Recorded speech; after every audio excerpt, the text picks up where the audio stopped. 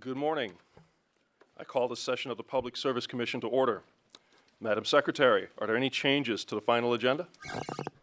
There are no changes to the final agenda. Thank you very much. Before moving to the agenda, I would like to conduct a roll call of commissioners. When I call your name, please confirm that you are present. Commissioner Alisi. Present. Commissioner Valesky. Here. Commissioner Majori. Here. Commissioner Bright. Here. Commissioner Sheehan. Here. Commissioner Villova. Present. Thank you.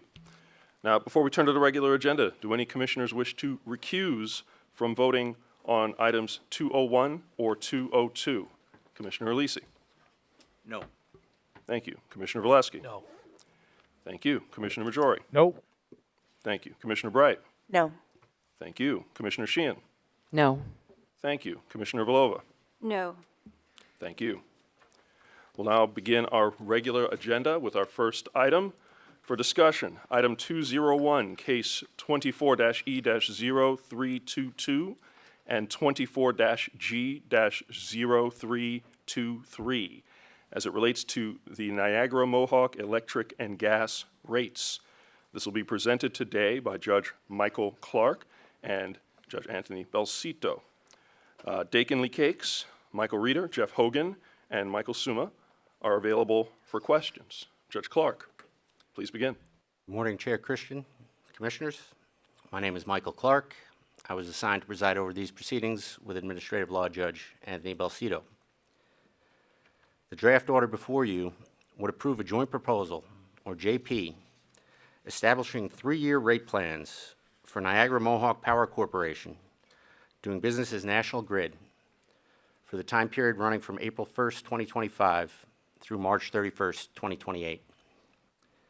The JP is signed by National Grid, trial staff of the New York State Department of Public Service, multiple interveners, Walmart, the Alliance for a Green Economy, or AGREE, the New York Solar Energies Industry Association, Independent Power Producers of New York, the United States Department of Defense, and all other federal executive agencies, the New York Geothermal Energy Organization, Turning Stone Enterprises, Fedrigoni Special Papers North America, Empire Natural Gas Corporation, New Yorkers for Clean Power, the New York Power Authority, and the International Brotherhood of Electrical Workers Local Union Number 97. Although the New York State Office of General Services and the Environmental Defense Fund did not sign the joint proposal, neither party opposes it.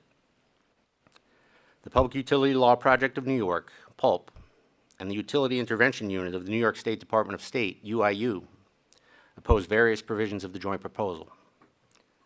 NRG Energy opposes a single, discrete provision impacting a small subset of large commercial and industrial customers. 2 individual ratepayers who became parties after the joint proposal was signed and filed maintain that it is not in the public interest, predominantly based on arguments that are beyond the scope of these proceedings. Stating what I just said differently, and this is a direct quote from the brief in support filed in this proceeding by multiple interveners.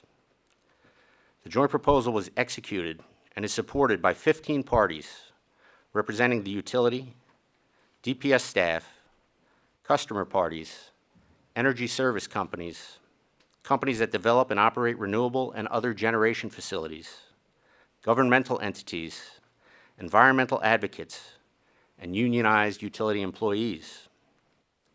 The decision of a large number of parties with such diverse and often adverse interests to execute and support the proposal lends compelling support to the reasonableness of the signatories' intensive and extensive efforts to craft a balanced and equitable resolution of the literally hundreds of issues that were raised. We agree. As background, National Grid commenced these proceedings in May 2024, seeking to increase its electric delivery revenues by approximately $525 million and its gas delivery revenues by approximately $148 million. Testimony from DPS staff and interveners was submitted in September 2024, with staff recommending an electric increase of $142 million and a gas increase of $60.7 million, with the former being approximately $368 million less than what the company requested, and the latter about $96 million less. Shortly thereafter, National Grid filed a notice of impending settlement discussions, which culminated successfully with the filing of the JP on April 25th. An evidentiary hearing was held on June 3rd, at which more than 900 exhibits were entered into the record, and UIU and the individual interveners conducted cross-examination of a panel from the company and staff.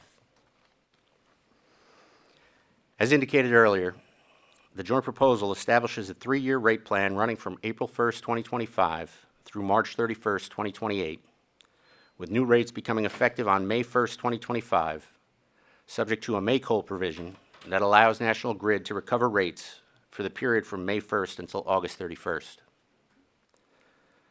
On a levelized basis, the joint proposal provides for electric revenue requirement increases of $167.3 million in rate year 1, $297.4 million in rate year 2, and $243.4 million in rate year 3, Although the draft order explains that total monthly electric bill impacts vary slightly throughout the service territory due to supply price differences in various NISO regions, impacts are approximately $14.29 in rate year 1, $6.44 in rate year 2, and $4.34 in rate year 3.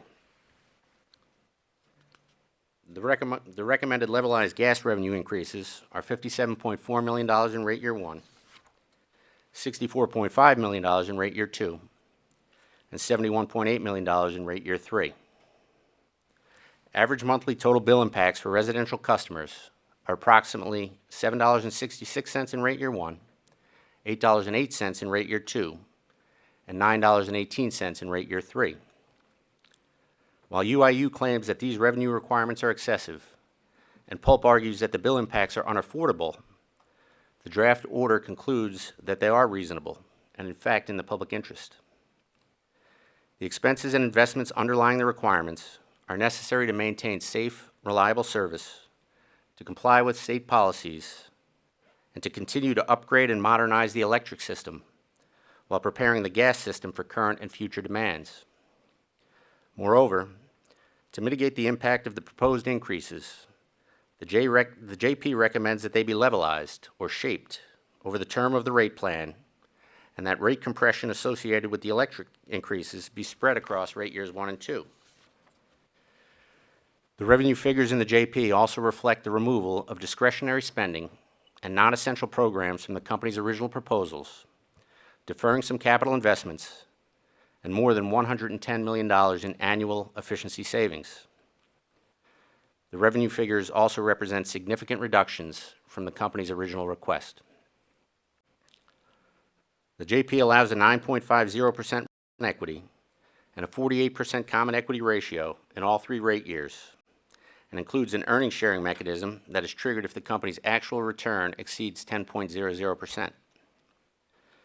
While both figures are the product of a settlement compromise, UIU urges that the 9.50% return on equity be rejected because it's excessive, and Pulp maintains that the earnings sharing mechanism is not in the public interest because it does not provide equitable sharing of earnings derived from actual returns exceeding 9.50%.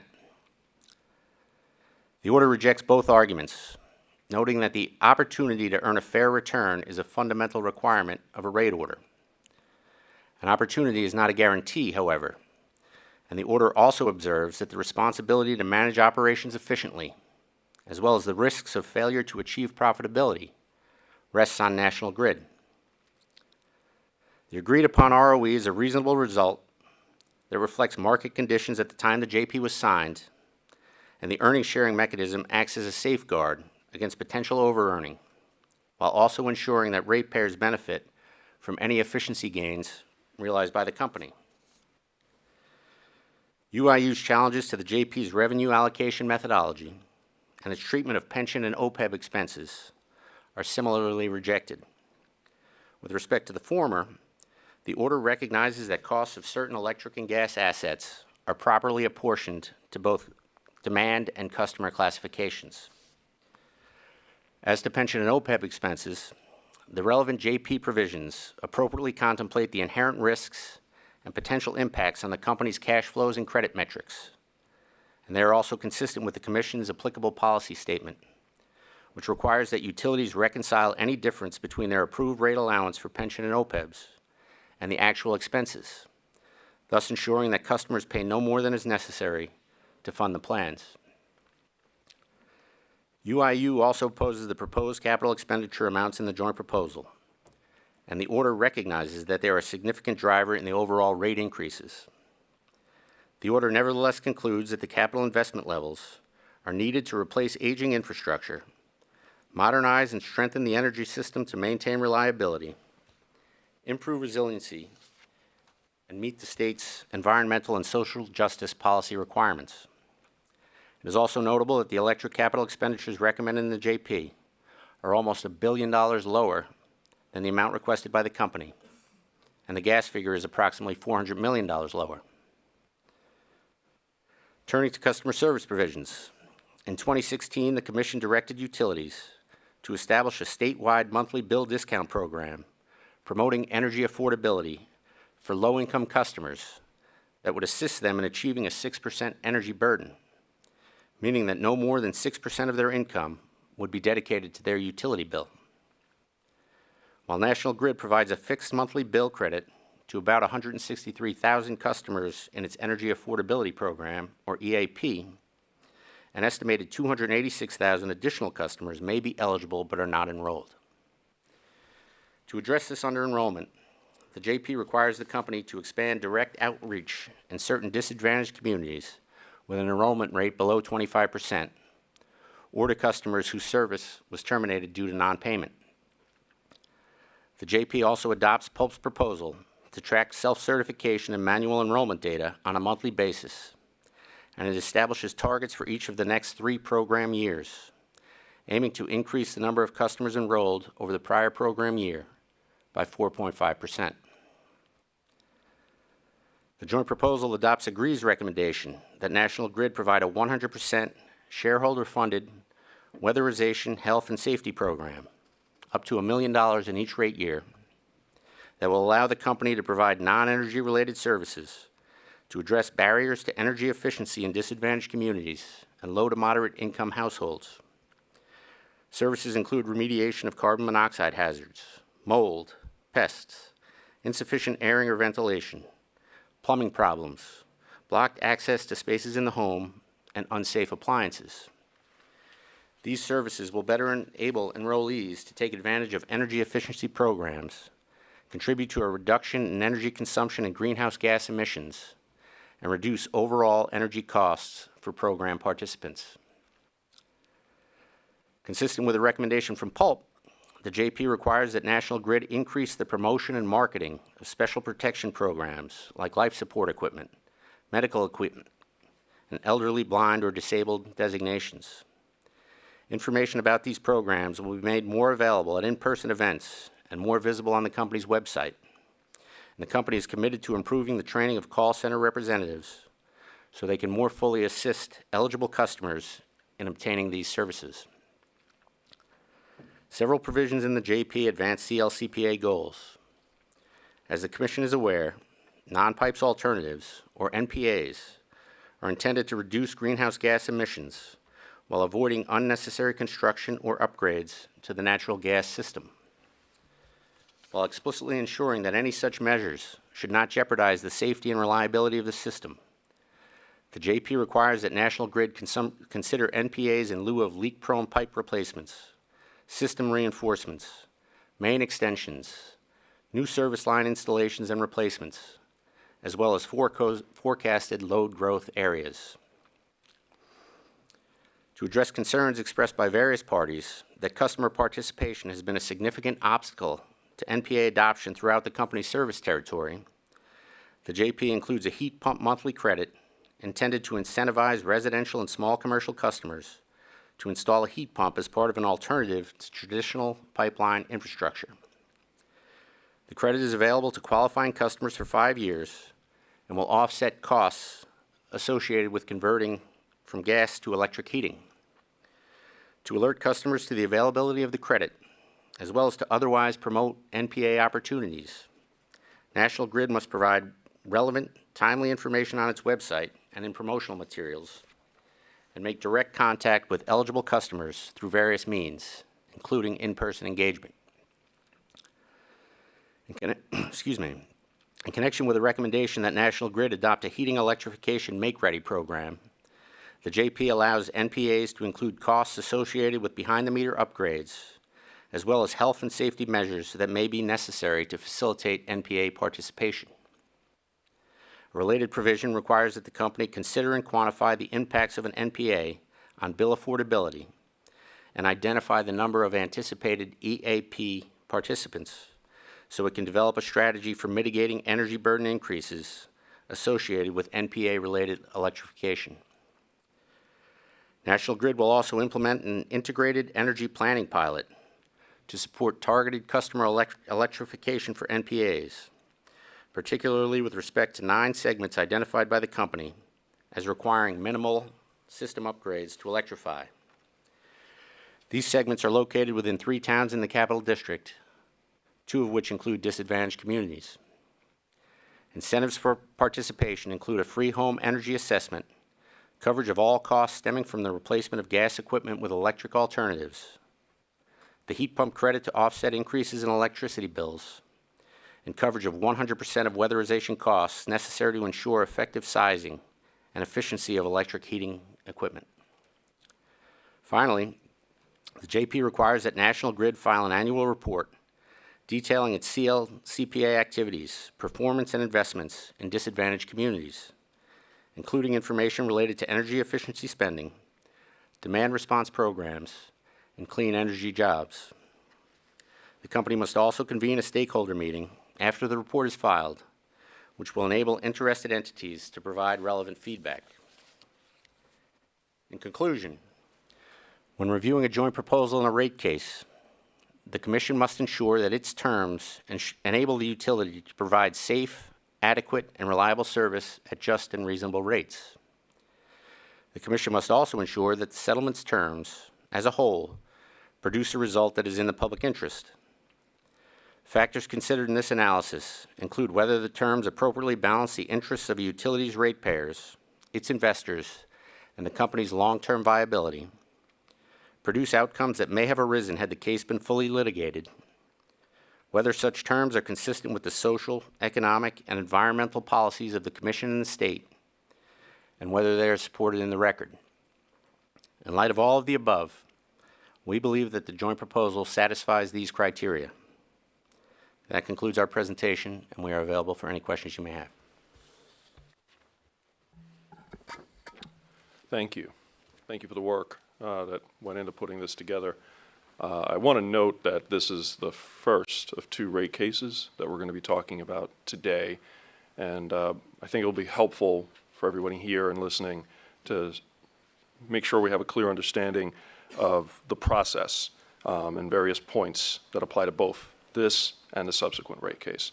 And I also want to address a few misconceptions that have been coming up both in the news and letters that we've been receiving throughout the rate case process. So first, I think it's important that everybody understand that this commission, the Public Service Commission, operates under state statute, and we must comply with both state and federal constitutions. Our legal mandate is to ensure that utilities provide safe and reliable service at just and reasonable rates while never losing sight of our shared concerns for affordability. Now, electric and gas utilities, as natural monopolies, are fully rate regulated. That means they can't charge whatever they wish.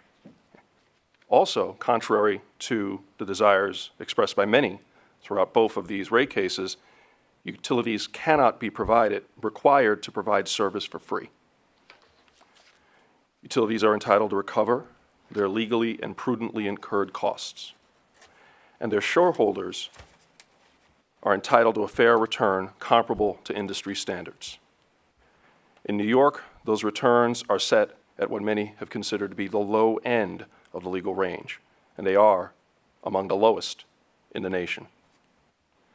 By law, a review of a utility's proposed revenue requirement forecasted needs for 1 year That is what we're required to do, and we do so through the public rate case review process, and that typically takes about 11 months.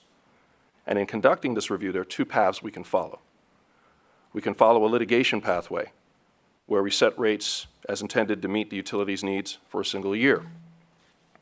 Alternatively, as in the case in this and the subsequent case we're going to discuss, we can go through a settlement process, which allows for a multi-year rate plan. Now, both paths aim to determine the costs necessary to ensure safe, reliable service at just and reasonable rates. And both pathways are similarly open and transparent. And by that I mean any member of the public, any organization, any elected official may participate, and many do. And all the testimony and filings are posted publicly for public review, even by non-participants. And we collect that public comment throughout the process, in addition to holding numerous public hearings. Now, litigation may ultimately be necessary when parties cannot reach an agreement. There may be factual disputes requiring sworn testimony, or ultimately parties may believe that a settlement would not produce a better outcome. However, we typically pursue a settlement because of several important reasons. One, the administrative burden is a lot lower for everyone involved.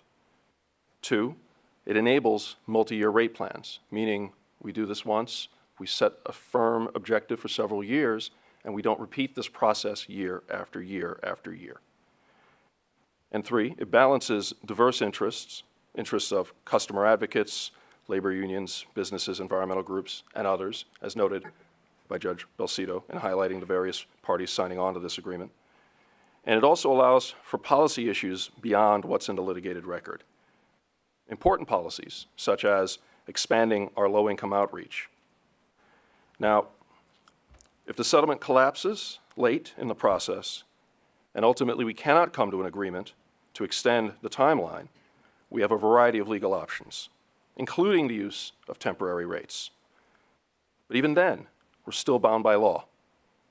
We cannot set rates that deny recovery of prudent costs. To put it another way, even if we were to set temporary rates that are lower in the near term, the difference will need to be made up in the future.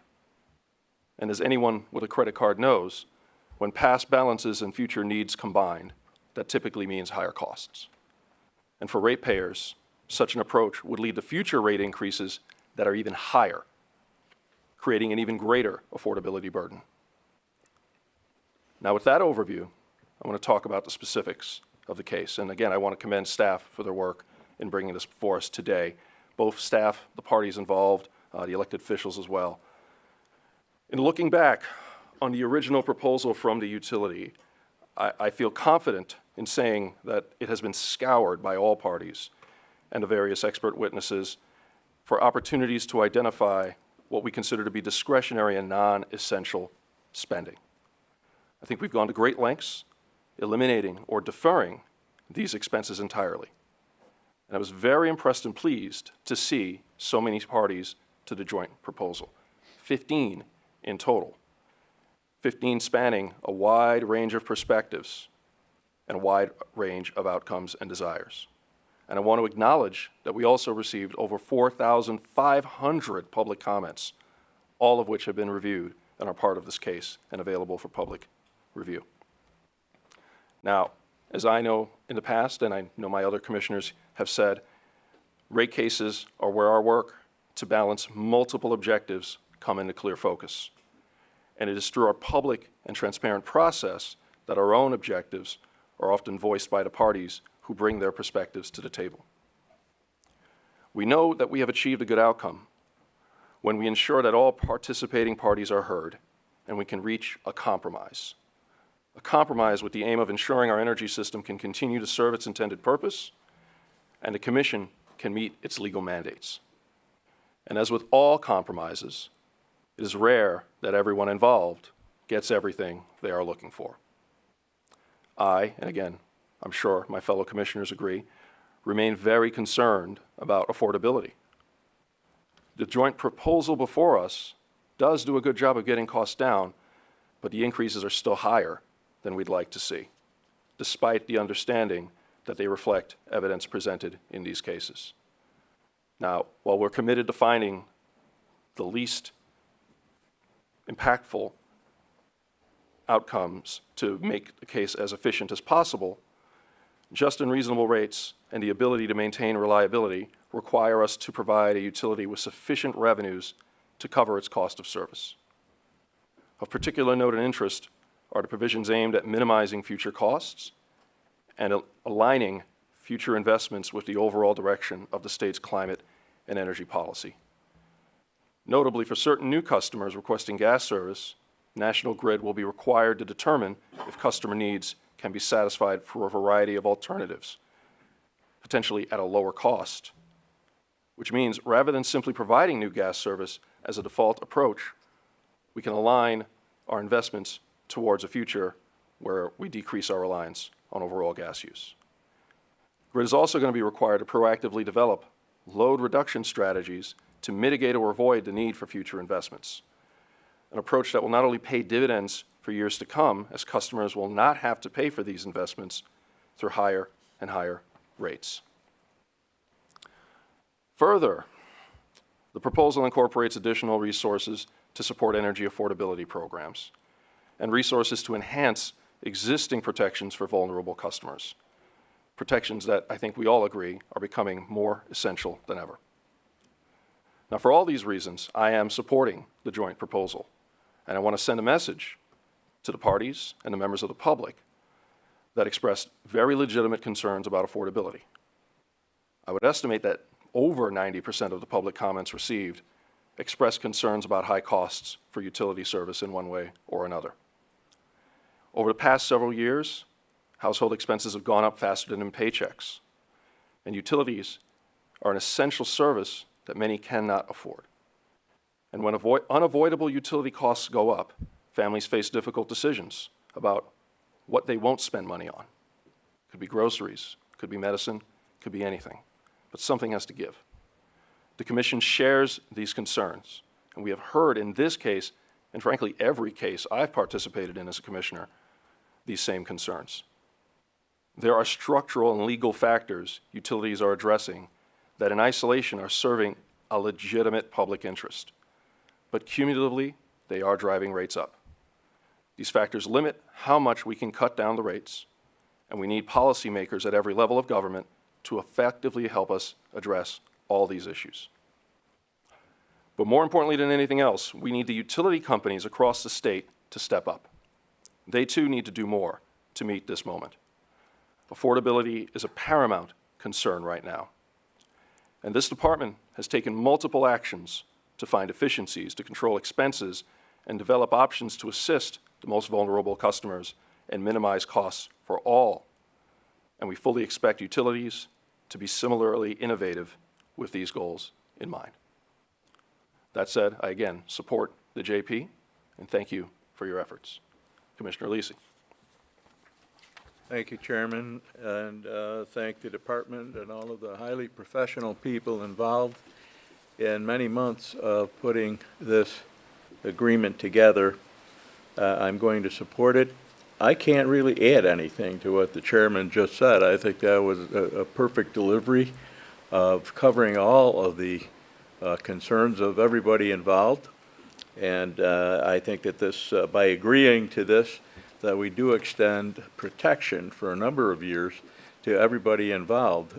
Primarily, people think that it is the ratepayers that are affected the most, and emotionally, I agree with that, but it also does protect the shareholders and the companies as well. I'll be supporting it. Thank you, Chairman, for your remarks. I think you pretty much covered it all.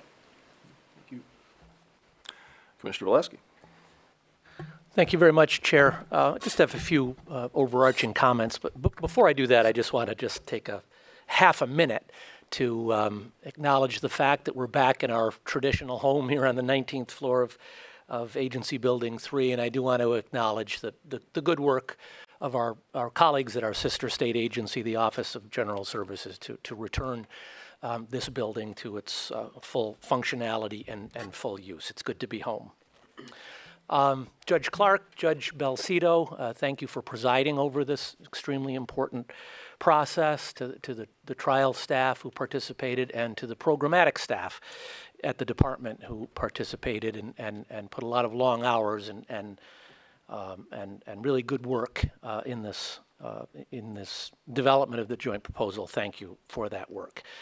I agree with Commissioner Alisi. I appreciate, Chair, you taking the time to lay out, as you did extremely well, the responsibilities that the Commission has, first and foremost, and then how that relates to this particular rate case. Just going to touch on two, and there are a number of specifics in the joint proposal that we could talk about, and I know some of my colleagues, I'm sure, will do that. But I just want to mention two overarching points, if I could.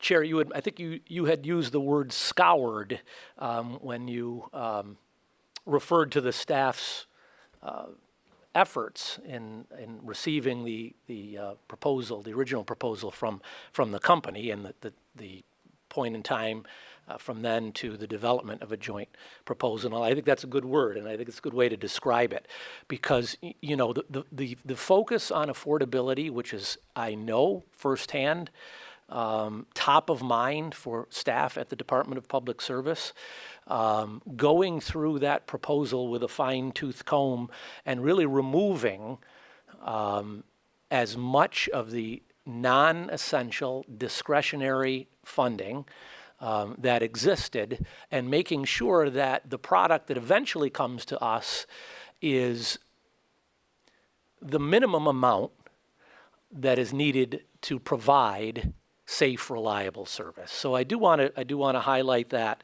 in addition to the chair calling that attention. Thank you for that effort. The other thing that did strike me, and Judge, you began your presentation with it, the number 15, I believe, 15 signatories to this joint proposal is an unusually high number of signatories. I think the most of any JP that has come before me in my time here on the commission. But I was also struck not only by the number of signatories, but the signatories that are often at adverse positions with each other. And we can just kind of go through, the New Yorkers for Clean Power, for example. We're not always seeing them on joint proposals. Independent Power Producers of New York. Agree, the Alliance for a Green Economy, signed on to this joint proposal. And even those who did not, Pulp and others, some tremendous participation from them. And I think that's really, really important, because that tells me, in addition to all the individuals who submitted testimony, it tells me that there is a sense that when there are difficult issues that will eventually come before the commission, that there are those who want to participate, as opposed to simply just sitting back and watching what happens. So kudos to everyone who participated in this process. And I'll just highlight the final signatory that you mentioned, Judge Clark, because I think it's important. We talk about rate cases, or rate cases come before us every so often and every few months. But the final signatory I want to highlight is the IBEW Local 97. And the reason why I want to highlight them, yes, they signed on, but that gets to a more important issue. The working men and women who, in this case, for Niagara Mohawk, but for other utilities as well, who are out there day and night, in and out, 24/7, responding to calls, doing the work that needs to be done on a daily basis and on the ground to make sure that there is safe and reliable electric and gas service. I think their work needs to be highlighted, and I'm doing that this morning, because sometimes when there's general frustration over rates and high cost of living, that there are men and women who are just doing their job. And I think it's important to remember that, and to remember their purpose and what they are doing each and every day. In this case, in the National Grid service territory, but certainly across the state as well. So I want to thank them for their work and encourage them to continue to do their very best. And in the final analysis, Judge, I do also agree with you in your conclusion as the presiding ALJ that this joint proposal is in fact in the public interest, and I will be supporting it. Thank you. Thank you. Commissioner Major? Thank you. I'd also like to thank the staff and the participating parties who put so much work into arriving at this joint proposal. I'm going to say a few things and ask some questions that I think build upon what my colleagues were driving at. We're sitting here at the end of a process that has been underway, as we've heard, for many months and has evolved, as we've heard, many parties. What I have the ability to do right now is vote yes or no. We on the commission evaluate documents, including public statements that are offered along the way. We review the record, and if there is a joint proposal, or we've heard the abbreviation JP, as there is in this case, we can vote to approve or reject an order that would implement the JP. I know technically I could spend time walking through a number of caveats, but as a practical matter, the commission can approve or reject this order. Our choice today is distinct from how it is often framed in the media, that we are voting on whether or not to raise rates, as if a yes vote raises rates and a no vote does not raise rates or reduces rates. A no vote today would not prevent a rate increase, and in all likelihood would set in motion a chain of events that would lead to a higher rate increase than would take effect if we approve the order in front of us. To be clear, upon reviewing this order and the joint proposal it would implement, I conclude that a no vote would be worse for ratepayers than a yes vote, even for the types of reasons, such as affordability, expressed by commentators as reasons for concern. I'm now going to ask some questions, and the reason I'm going to ask these questions is to try to see if this conclusion is well-founded. I will not ask every question for which I tried to determine an answer while reviewing this order, before this moment, because that would take too long. But rather, I'll focus on a representative set of issues to illustrate how I reached a conclusion. My first question is this: what if we just decided as a commission just to refuse to ever approve a rate increase under any circumstance? For all time, we're just not going to approve a rate increase. What happens? Well, by law, the commission has to make a decision. So one of the results could be that the rates that were filed by the company could go into effect just by operation of law.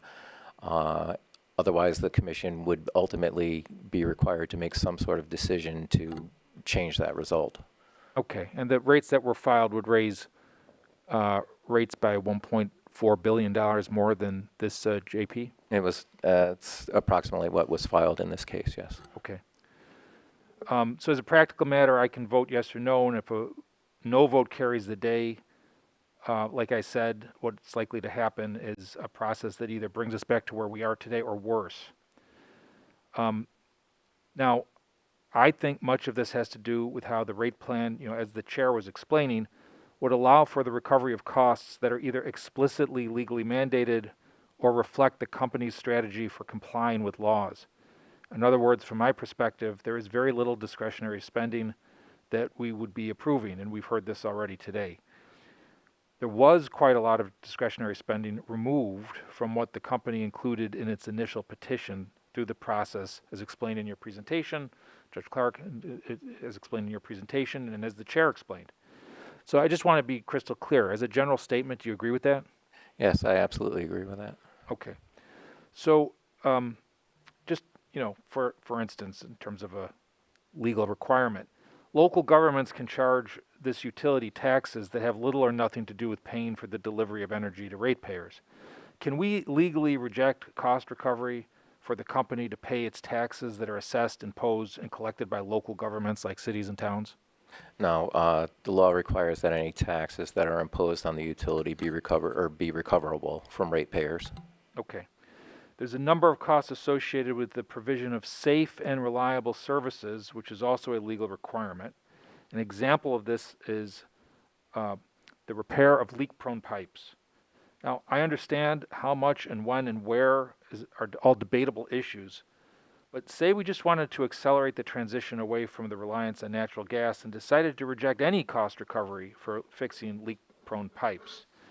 Putting aside the wisdom of such an approach, is the utility ultimately legally required to fix leak-prone pipes? The utility is required to maintain safe service to the community, so yes. So yes, okay. So, you know, we hear a lot about the ROE. What if we wanted to set the ROE to 0? Well, there's a century plus of legal precedent that requires investor-owned utilities to be given an opportunity, the investors in those utilities, to be given an opportunity to earn a fair return. So it would likely be rejected by the courts, and we'd have to go through this exercise all over again. Okay, so that's if we set it to 0, but what if we just lowered it a little bit? Let's say, you know, I'm not asking about the process, but say we wanted to lower the ROE to 9%, flat 9%. What would likely happen? Well, I think what's important to recognize is that we have staff experts in finance and accounting that provide testimony in this case. Even some of the other parties have experts that provide finance testimony. Their opinion is what's reflected in their testimony and in the joint proposal as what's required to keep the investment income flowing. What that would do is upset the balance between what is supported by investment income and what would be debt income. Ultimately, it could drive away investors, and that is not an outcome that our Director of Accounting and Finance, Jeff Hogan, could fill in more details if he'd wish, but that just wouldn't be in the interests of ratepayers overall. It would ultimately drive up costs, in our opinion. That's what I thought, you know, based on some previous conversations, that we might save a few pennies in the very short term, but in the long term, it would end up costing ratepayers more. Is that likely? Yes, Commissioner, I would agree with that. The savings that could occur from going with a lower ROE would be largely offset by higher debt costs that would likely materialize. That the higher debt costs would come about because there would likely be a downgrade, credit rating downgrade for the companies. Some of the companies, for instance, Niagara Mohawk right now is rated BBB+.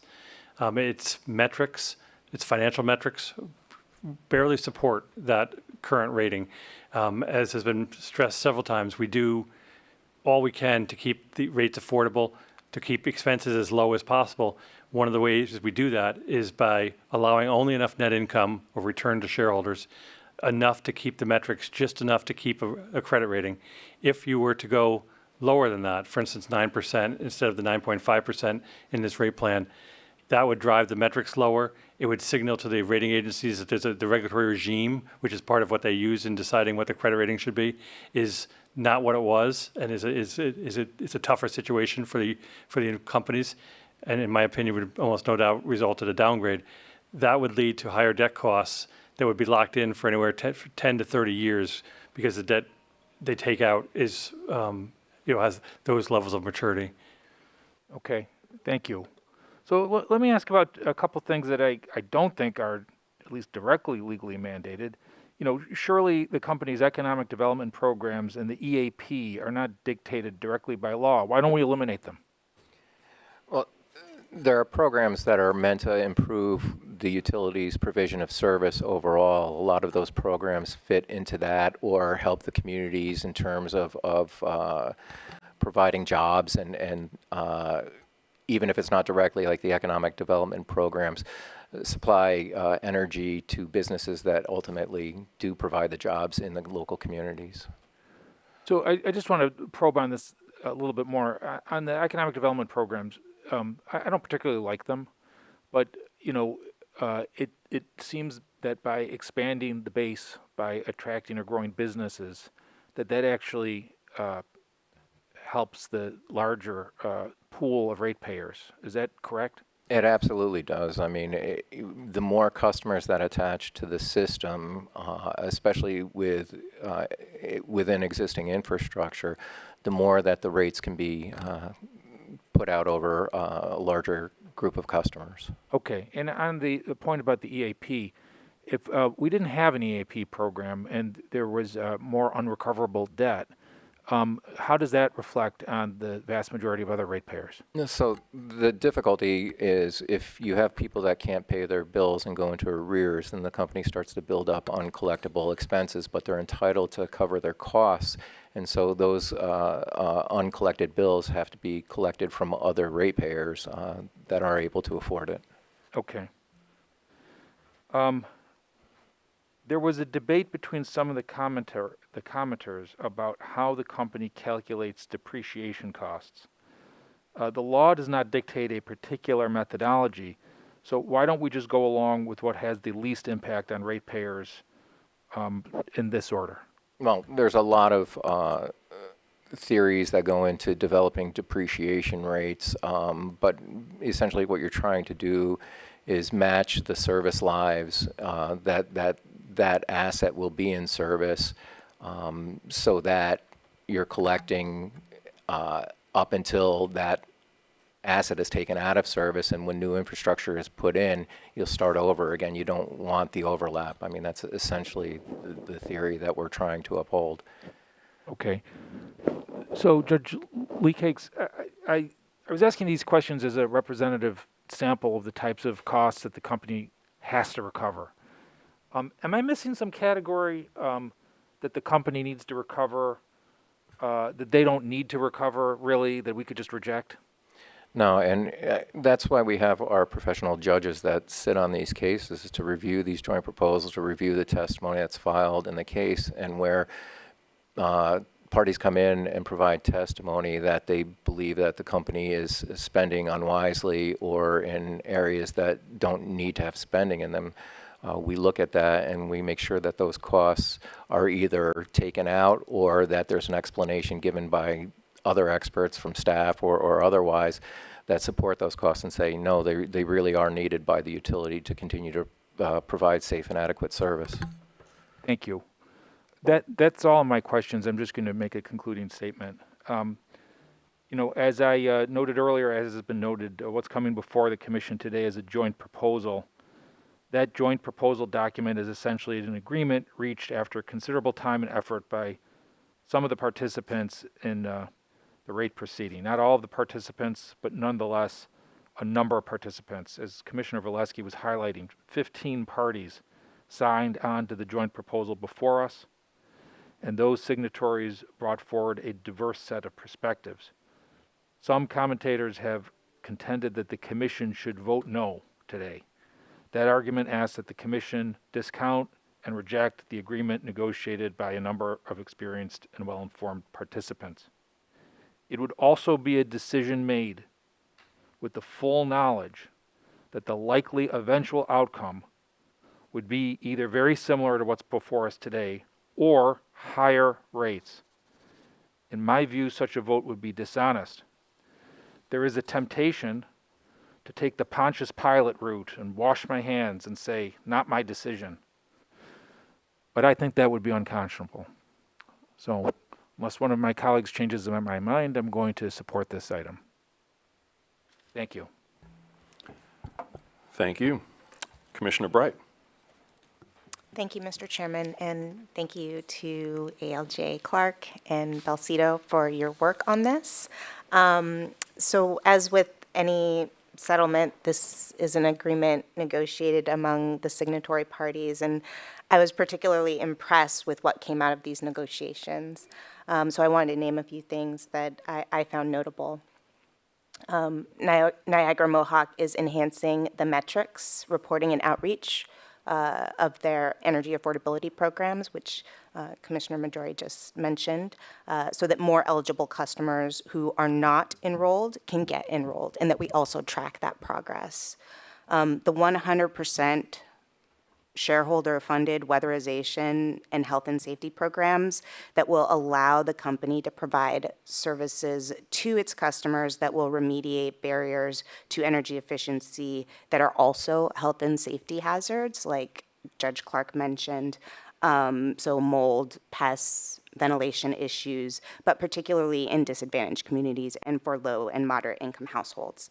The greater protections during extreme cold and extreme heat, so that people can manage their bills during these extreme times. And there were also the important provisions for distributed energy resources to create a flexibility market, and also the self-performance for distribution upgrades program, which could significantly bring down interconnection costs or just simply make those costs more predictable and easier to manage. So there are many things in this joint proposal, including the CLCPA provisions, which are outlined at the end of the draft order, that I was very appreciative of and have clearly been heavily scrutinized.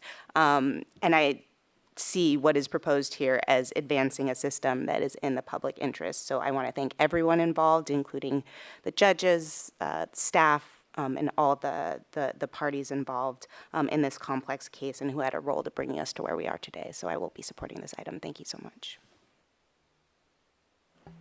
Thank you. Commissioner Sheehan? Thank you, Chair. Thanks to Judge Clark, Judge Belcito, all of the staff who worked on this case, the parties to the case.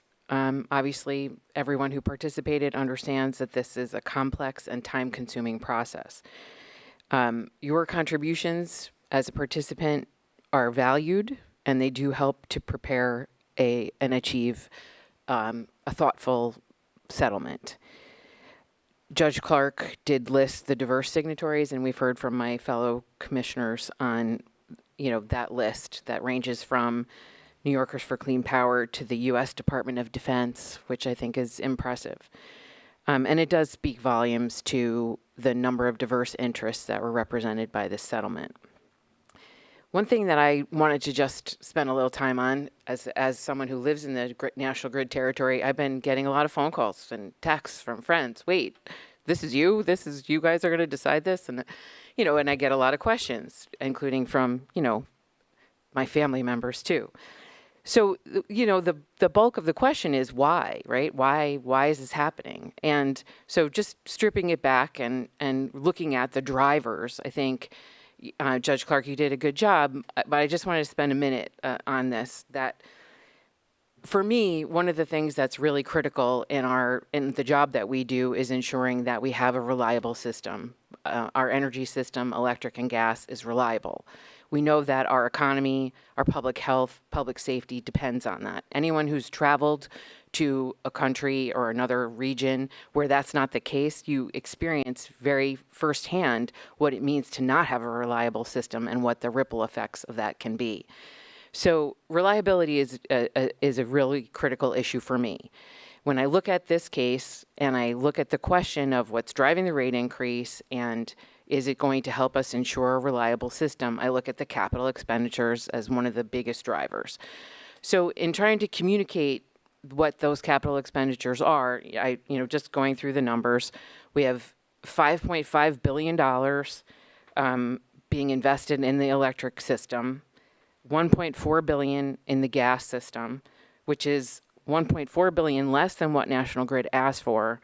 So I guess, is there a way that we can just encapsulate for me what those investments are most going for and why they're needed now? It's a big number. It's what gets a lot of headlines, but just translate that for me into, why now? Why is it this level? And, how is it also going to ensure reliability? I think there are maybe two, main categories for infrastructure investment. A lot of the existing infrastructure is very old. It's reached or is reaching the end of its useful life.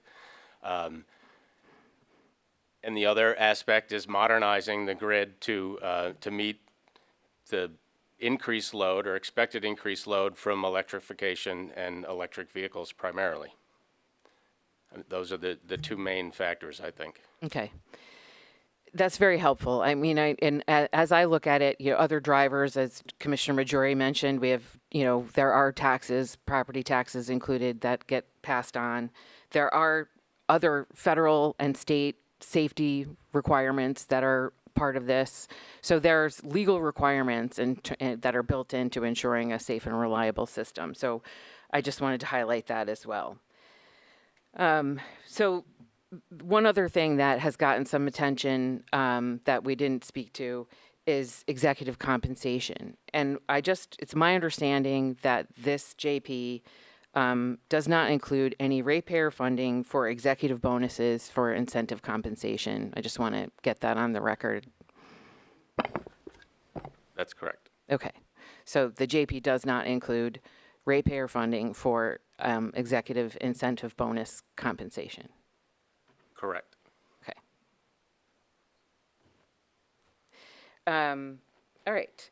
So those two things, in addition to what my colleagues have already stated, I just wanted to highlight some of the things that I also appreciate in this settlement.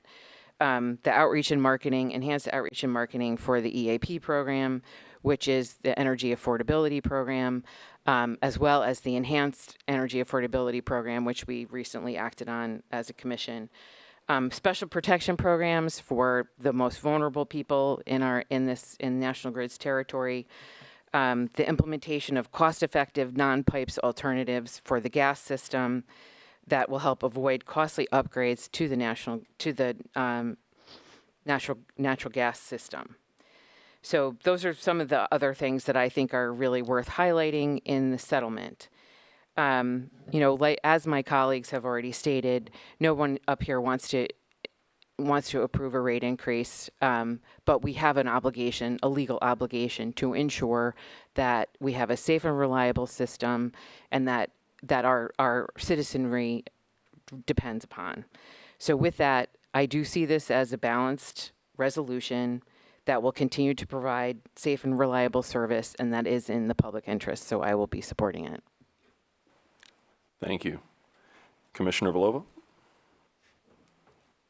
Okay, well, as always, the benefit of going last is that I follow some great remarks, and I think my colleagues have covered a lot of what I would have wanted to say, and so to avoid being repetitive, I'll just generally say I'm very grateful to all of our staff for the hard work that they've put in, as well as all of the interveners, the parties to the case, and all the public commenters who submitted. I think Chair Christian noted something over 4,000 public comments have gone into this case, and I think that speaks to obviously how important rate cases are, because as my colleagues have already noted, it goes back to, in some cases, whether or not someone might have to make a decision between purchasing groceries or paying their electric bill. These are decisions that have real-world impacts. And I am very impressed and encouraged both by the number of signatories as well as how diverse they are in terms of the various interests that they have, that they brought to the case, and that they were still able to reach this compromise. I don't think, I'll be frank, I don't think I will ever feel comfortable with raising rates, but I've acknowledged what, Chair Christian, I think, did such a great job at the outset describing the legal and regulatory framework within which the commission operates. It's really not an option for us to say utilities have to provide free service. And as uncomfortable as it makes me, I do think that the joint proposal as a whole is in the public interest. My colleagues have already described a lot of the positive provisions, so I won't go over them again. No joint proposal is without compromise. I don't think there is such a thing as a perfect joint proposal. And in fact, I don't think there is such a thing as a compromise. I think by definition, compromise means that you get some things and you don't get others. But again, overall, I think it's in the public interest, and I will be supporting. Thank you. Thank you. It is now time for the vote. My vote is in favor of the recommendations contained in the draft order as discussed today. Commissioner Alisi, how do you vote? I vote yes. Commissioner Valesky? Yes. Commissioner Majori? Yes. Commissioner Bright? Yes. Commissioner Sheehan? Yes. Commissioner Vlova? Yes. Thank you. The items approved and the recommendations are adopted. Thank you, staff.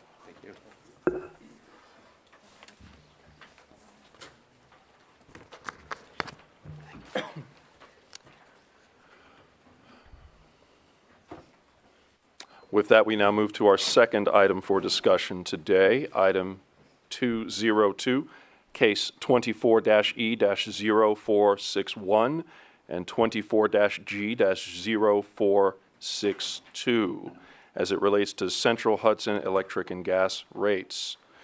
That'll be presented today by Judge Amiot and Judge Bergen, as well with Dakin Lekakes, Nicola Jones, Jeff Hogan, and Debbie Evans, who are available for questions. Judge, please begin. Good morning, Chair Christian and Commissioners. As mentioned, my name is Leah Amiot. I was assigned to preside over these proceedings. Hold on, I think our mic's on. There you go. Thanks. Can everybody hear me? Okay, great.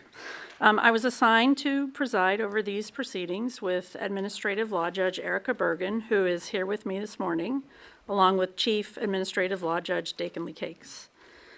Item 202 is a draft order that would approve a joint proposal, or JP, that establishes electric and gas delivery rate plans for Central Hudson Gas and Electric Corporation, which I will refer to as the company, for a 3-year period commencing July 1st, 2025. The JP is signed by the company, trial staff of the Department of Public Service, multiple interveners, or MI, and Walmart. The Public Utility Law Project, or PULP, the Utility Intervention Unit of the New York State Department of State, Dutchess County, and the Town of Olive Conservation Advisory Council have expressed that they take a neutral position, while New York Assembly member Sarahana Shrestha, Communities for Local Power, or CLP, and United States Congressperson Josh Riley oppose the JP. For the many, Key Capture Energy and the New York Power Authority also participated in these matters and have taken no position on the JP. By way of background, the company commenced these proceedings in August 2024, stating at that time that it was seeking 1-year unmoderated increases in electric delivery revenues of approximately $69.4 million and gas delivery revenues of approximately $27 million. The company included, as an attachment to its cover letter, anticipated revenue requirement needs beyond 1 year, which it intended for use only if a multi-year negotiated rate plan was contemplated. In its December 2024 rebuttal testimony, the company increased its base delivery revenue request for both its electric and gas operations. Specifically, the company stated that it required an electric delivery revenue increase of $79.6 million and gas delivery revenue increase of $27.9 million. In contrast, staff's testimony supported increases of electric delivery revenues by $38.2 million and gas delivery revenues by $15.5 million. The parties entered into settlement negotiations, eventually leading to the filing of the JP on May 13, 2025, intended by the signatory parties to resolve all issues in these matters. Judge Bergen and I conducted an evidentiary hearing on June 16, 2025, to admit over 500 exhibits into evidence and to allow cross-examination by Congressperson Riley of a joint panel consisting of witnesses from staff and the company. The JP provides that the company's unmoderated electric revenue requirement will increase by approximately $46.4 million in rate year 1, followed by additional increases of $30.7 million in rate year 2 and $21.7 million in rate year 3. And that its unmoderated gas revenue requirement will increase by approximately $19 million in rate year 1, followed by additional increases of $13.9 million in rate year 2 and $16.9 million in rate year 3. Thus, for rate year 1, the JP reduced the requested increases by approximately 42% for electric and 32% for gas from the company's final litigated position. To avoid volatility and bill impacts, the JP provides for the use of electric and gas bill credits to levelize and moderate the impact of the revenue increases. After moderation, the JP would result in revenue increases for electric delivery service of $29.7 million in rate year 1, $31.6 million in rate year 2, and $34.5 million in rate year 3, and revenue increases for gas delivery service of $14.5 million in rate year 1, $15.9 million in rate year 2, and $17.5 million in rate year 3. Accounting for the make-whole provision, the average total monthly bill impacts for a typical electric customer using 710 kilowatt hours per month are $6.67, or 3.5% for rate year 1, $6.84, or 3.4% for rate year 2, and $6.52, or 3.2% for rate year 3. The average total monthly bill impacts for a residential gas heating customer using 64 centum cubic feet per month are $7.89, or 5.3% in rate year 1, $11.27, or 7.2% for rate year 2, and $12.21, or 7.3% for rate year 3. The JP continues the 9.5% return on equity and 48% common equity ratio that were approved in the 2024 order establishing the company's current rates for electric and gas service.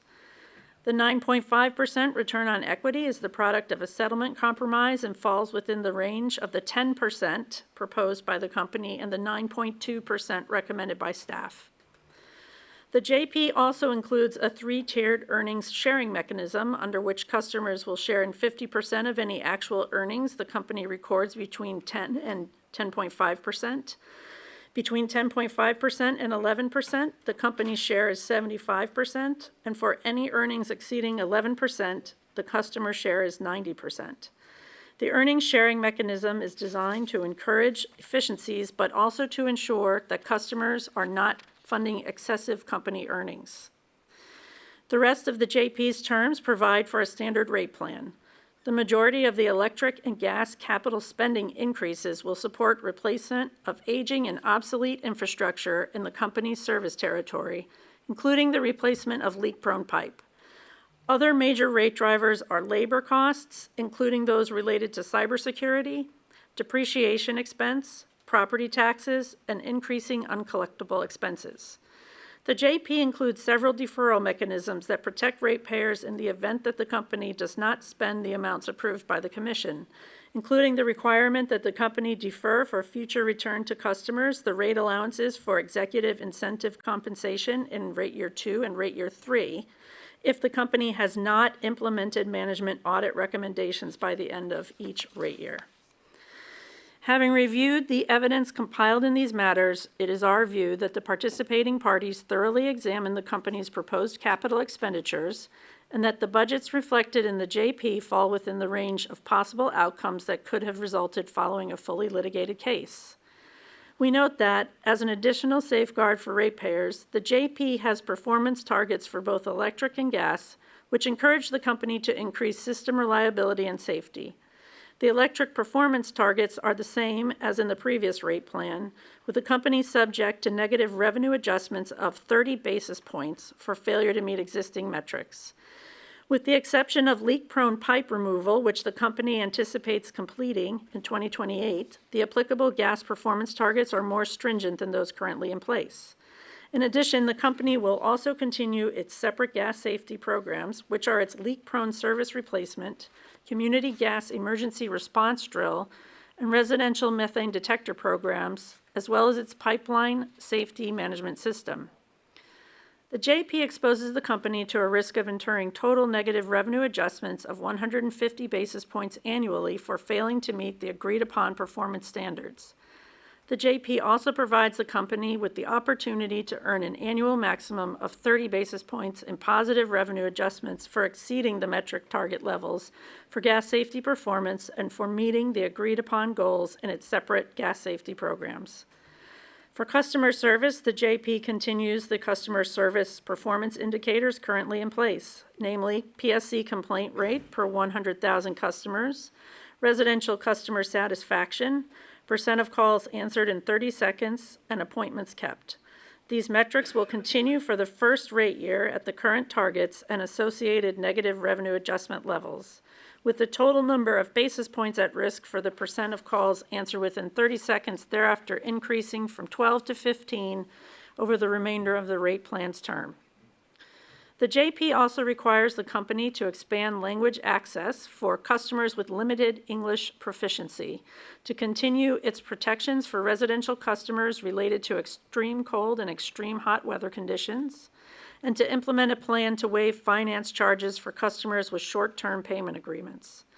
In addition, the JP continues the company's energy affordability program, providing annual budgets of $11 million for electric and $3.4 million for gas in all 3 rate years, and requiring the company to take enhanced outreach actions as recommended by PULP that are aimed at increasing enrollment in its energy affordability program. With respect to economic development, the JP recommends funding of approximately $1 million for 4 electric economic development grant programs, 3 existing and 1 new. The existing programs are the Manufacturing Building and Infrastructure Program, Manufacturing Productivity Program, and Expansion and Retention for Manufacturers Program. The newly proposed program is the Workforce Clean Energy Program. The programs are designed to encourage growth and retention of commercial customers within the company's service territory and develop a skilled workforce in the clean energy sector, a critical need for the company to address the state's changing energy landscape. In addition, the reporting requirements for these programs will promote transparency and allow monitoring of the company's progress. As mentioned earlier, CLP Assemblymember Surahana Shrestha and Congressperson Josh Riley opposed the JP. They primarily focused their opposition on issues of affordability, the handling of arrears, their perceived lack of progress on climate goals, and the balance of interest between the utility and its customers. In addition, multiple interveners offers only qualified support for the JP, and PULP has adopted a position of neutrality. MI states that it remains troubled by what it describes as millions of dollars in spending responsive to state, social, and environmental policies, including increased spending on outreach for the company's energy affordability program. MI particularly focuses on the JP's inclusion of positive earnings adjustment mechanisms that permit the company to earn financial incentives of $4.5 to $5 million each year by promoting increased small-scale solar and battery energy storage system interconnections, managing the load on its system, and encouraging electric vehicle adoption in its territory.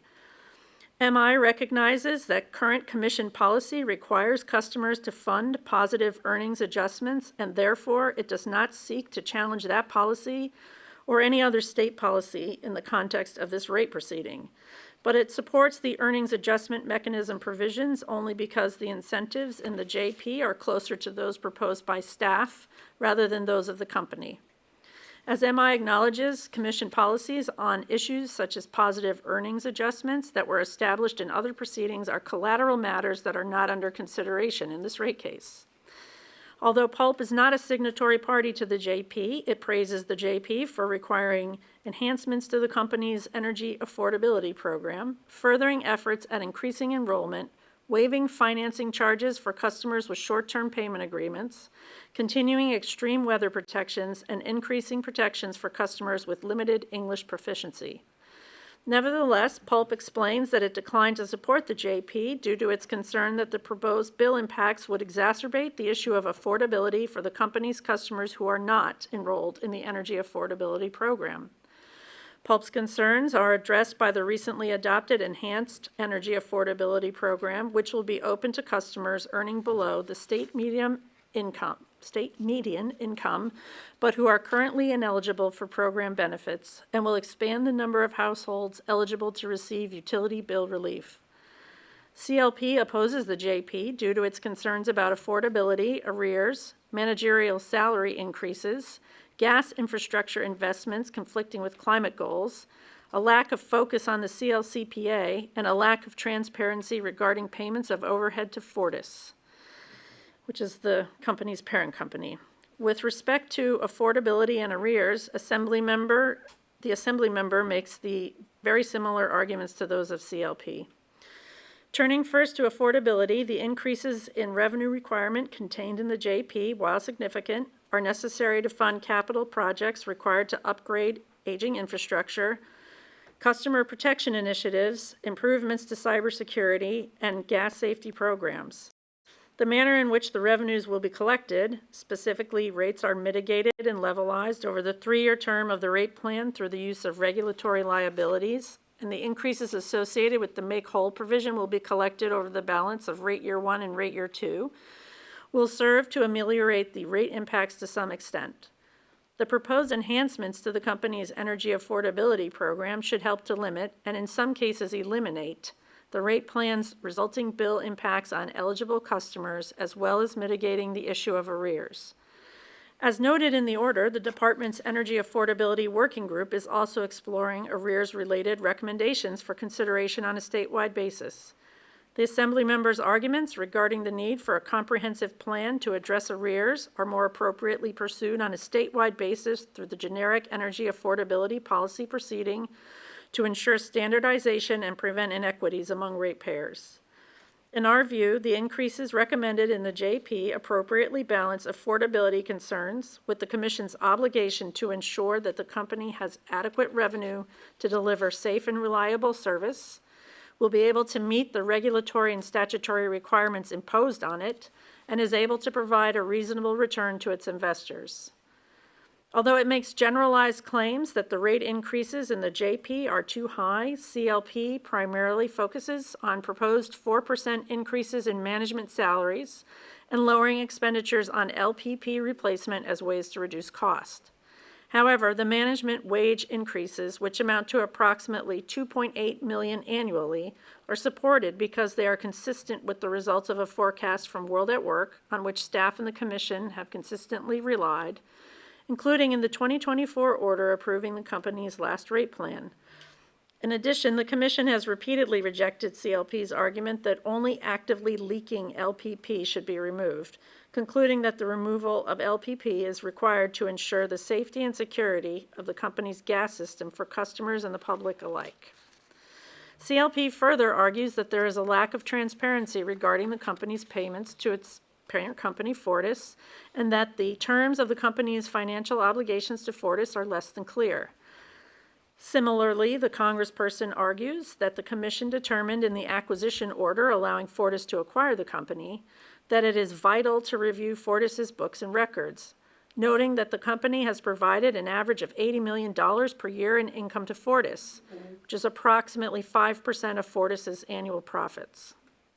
The congressperson argues that the Commission must consider whether that money should be staying in the community, although he does not otherwise specify how the company should be using it.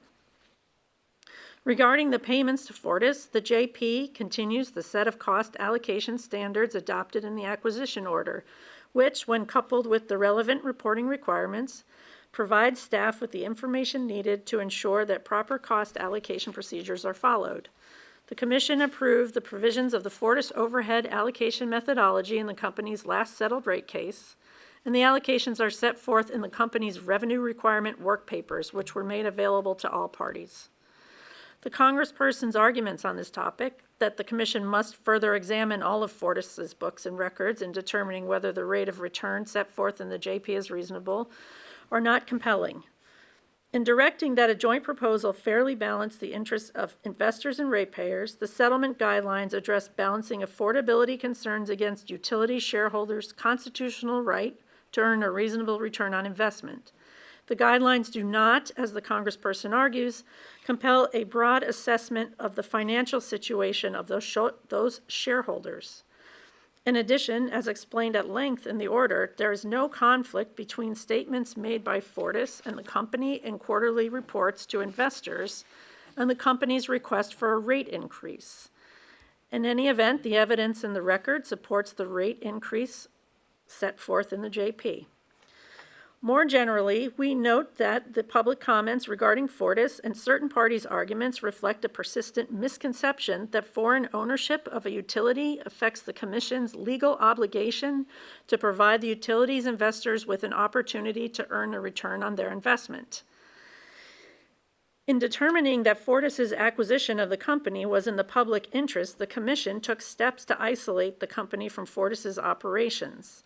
The company adopted so-called ring fencing measures to isolate itself from Fortis, and it operates largely as an independent company.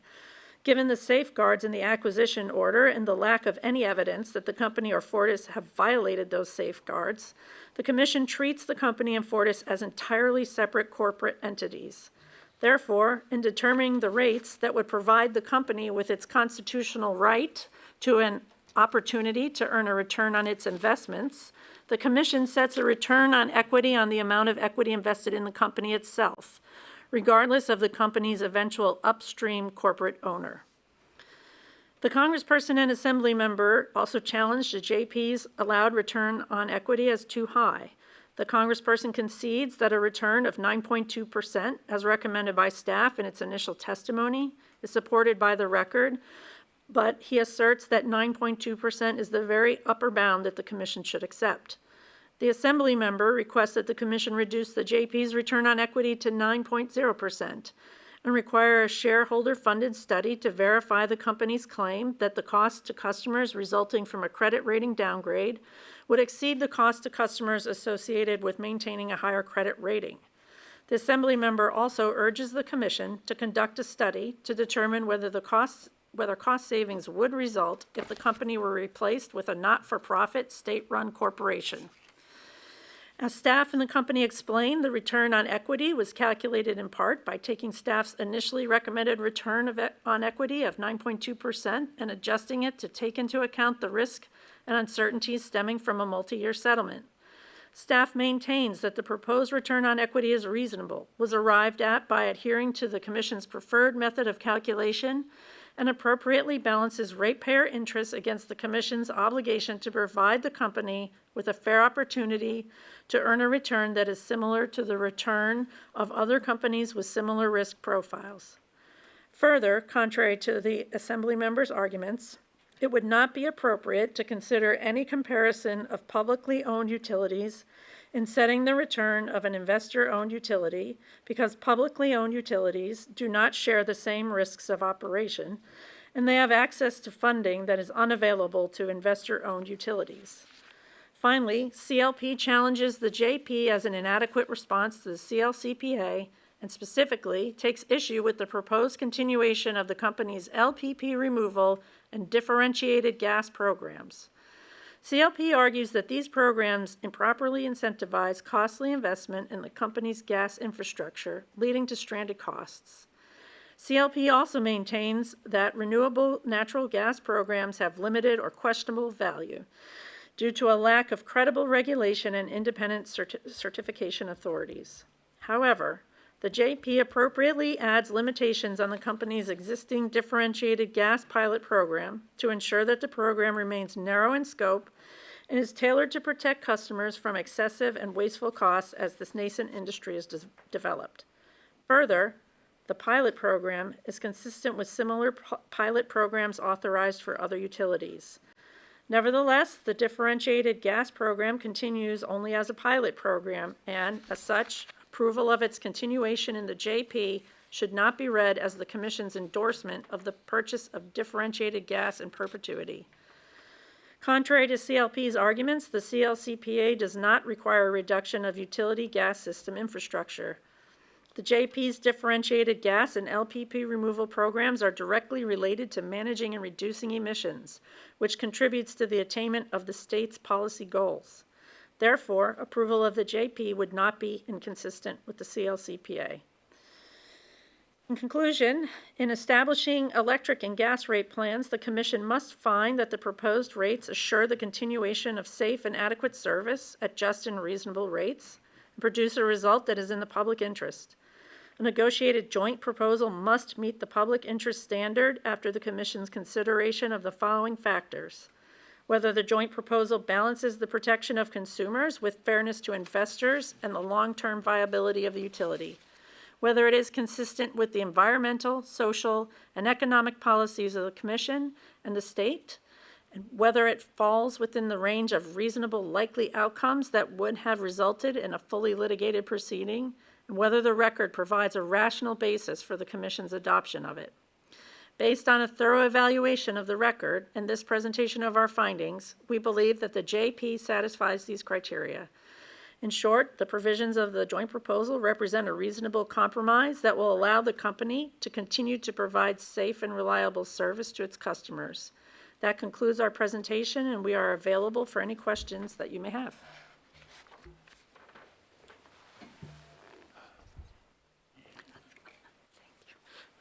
Thank you. That's been bothering me the whole time. I had no idea. Thank you.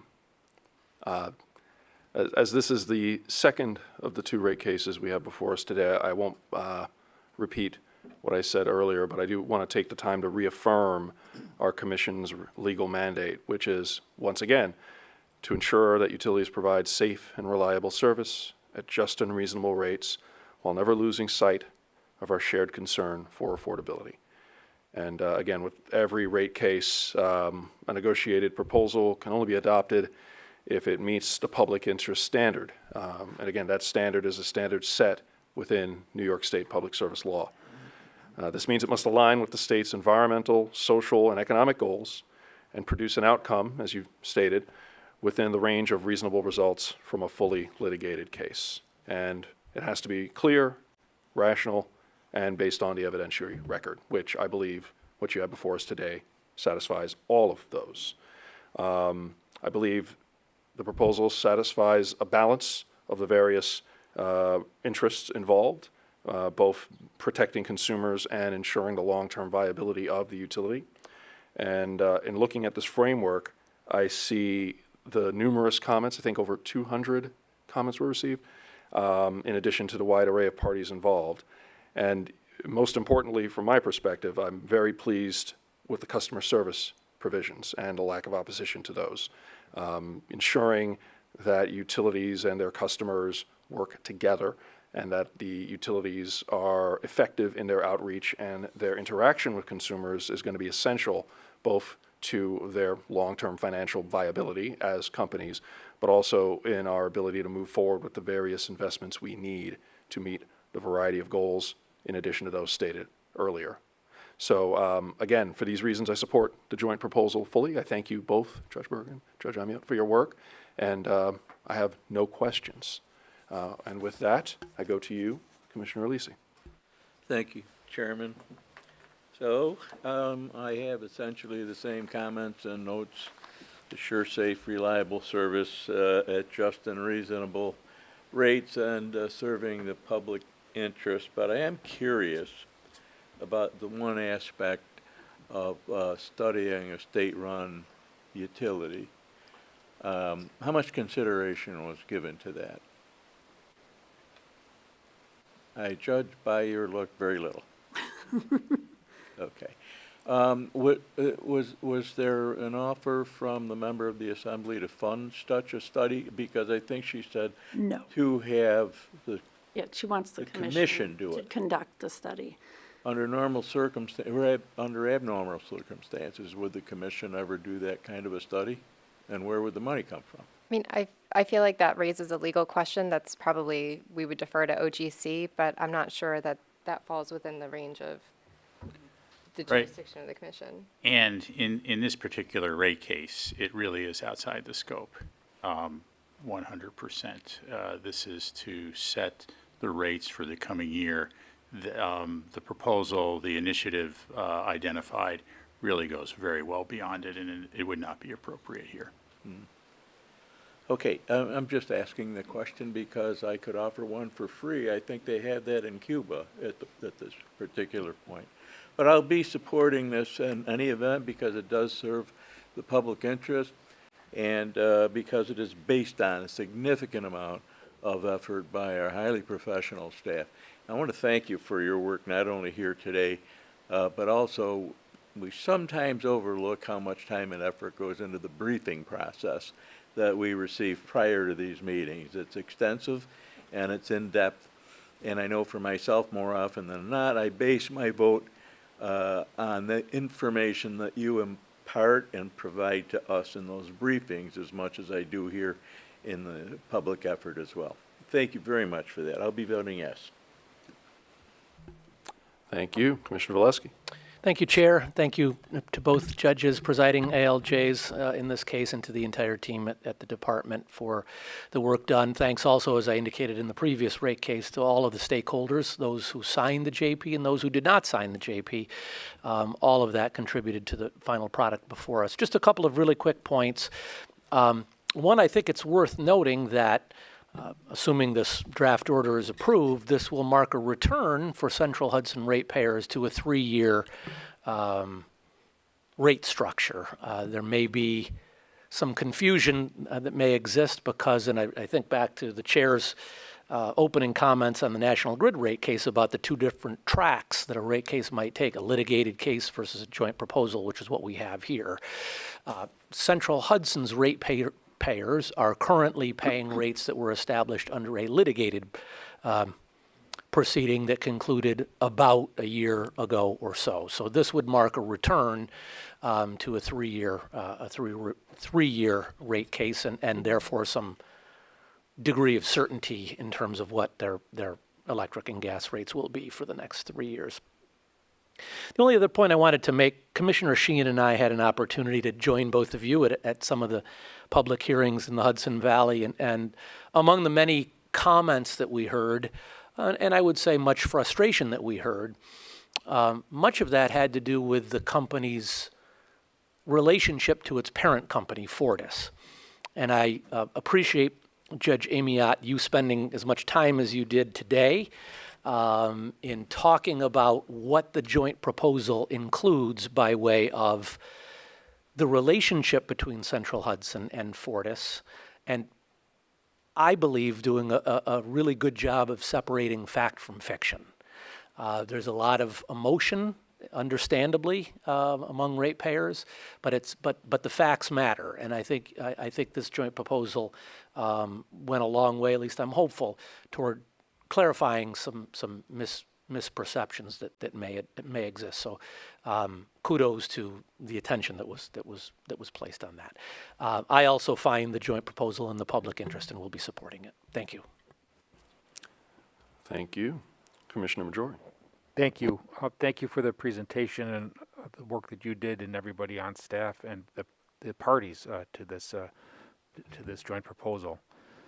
During our consideration of the last item, I asked questions designed to illustrate how I arrived at the conclusion that a no vote would be worse for ratepayers than a yes vote and not prevent a rate hike. I won't take the time to ask the same type of questions here, but that is the same type of approach that I took in evaluating this rate case. And sadly, I reached the same conclusion. I don't want to raise anybody's rates. But a no vote won't achieve that result and would likely result in even higher rates. If I thought otherwise, I would vote no. But that's not my conclusion, and therefore I intend to vote yes. Thank you. Thank you. Commissioner Bryant. Thank you, Chairman. This JP is within the Commission guidelines for settlement and will allow for safe, reliable service. When reviewing these cases, as my colleagues have gone over with the last rate case that we just looked at, staff is looking at what is required by law. So I appreciate all the hard work that has gone into combing through the company's original filing and bringing that number down. I do have a question on the energy affordability program. So for Judge Amiot or Judge Bergen, the company's energy affordability program is only 5% of the customers are in the program. A little less than 5%. So is that because is there an enrollment where there's not that many eligible customers, or is it? No, the JP is actually requiring the company to reach out to do enhanced enrollment efforts to bring that number up by, I think, about 1,000 customers. Yeah. So I would assume, no, there's a small amount of the people who are actually eligible have actually enrolled. And supposedly that has to do with just inability to communicate with those customers and get them enrolled. Okay. Well, I do think it's important that the company now has these monthly reporting requirements around the EAP, and that there's additional internal auditing so that we can stay up to date on their outreach efforts, and that they encourage greater enrollment for eligible Central Hudson customers. So I will be supporting the JP. I just saw that as a very low number. Yep. Yeah. Thank you. Thank you for your hard work. Thank you. Commissioner Sheehan. Thank you, Chair. Thank you, Judge Amiot and Judge Bergen, and to all the parties and all of the staff who participated. I also want to thank everyone who participated in the public statement hearings. As Commissioner Valesky noted, we attended several of those, and it does matter that you show up and that your voices are heard and your comments are considered. There's a couple things that in that vein, one of the things we did hear at the public statement hearings is a lot of, continuing ripple effects of poor performance, notably the billing issues that Central Hudson had experienced, and people are still sort of feeling the effects of. So one of the things that I just wanted to highlight that's in the settlement is the performance metrics that are tied to negative revenue adjustments. I think that's an important consideration that's included in the JP that should incentivize better performance on behalf of the utility. I don't know if either of the judges want to comment more on that, but it's something that struck me as an important element of this JP. I mean, I can just comment that they have not been meeting their customer performance metrics, and they have been incurring negative revenue adjustments. So there's an attempt to make those customer performance metrics more stringent, to try again to force it. And there have been, I know that the billing issues have largely resolved, and I think there's a statement that in the order that I think they're down by 45% year over year. So they're making progress and they're working, and the commission, I think, in the JP, in approving the JP, would be continuing to apply pressure to improve the experience for customers. Thanks. I just obviously encourage staff to do that. I think this is an important lever for us in our role. I also want to just echo Commissioner Valesky's comments with respect to your overview of the relationship with Fortis, between Fortis and Central Hudson. One of the things we did hear repeatedly, and we've seen in the comments and some of the testimony, is this lack of clarity on that relationship. And I think what you described helps to bring some clarity to that they really are separate companies. That there's a cost allocation methodology that is transparent and understood by staff. And I think if people have questions, that certainly we can explore that with those who are still having questions about that. But some of our elected representatives in particular. But I appreciate that you spent a lot of time on that, because there is still, I think, a misconception that Fortis should just come in and alleviate all of this pressure. But obviously it would be a violation of the ring fencing that you described between the two companies. And I don't know if you want to add anything else on that. I think you did a good job, but if there was anything else you wanted to add. No, I think that, we had discussed that in the briefings, about Fortis, and I agree, we saw a lot of misconceptions, especially in the public statement hearings. And I think it gets back to the constitutional right of the utility for an opportunity to earn a fair return. Were we to say that because this utility is owned by a foreign corporation that we should deny them that would be violating our legal obligations. Thank you, Judge. Just a couple other things similar to Commissioner Bright, the Energy Affordability Program and the Enhanced Outreach, another critical element of this JP. Clearly, there's under-enrollment happening in Central Hudson. territory among their customers. So, I want to just reiterate and stress the importance of that, as well as the enhanced program, participation in the enhanced program that was recently approved by the commission. I think that's all of my specific comments, other than, just a general statement, again, thanking everybody for your hard work.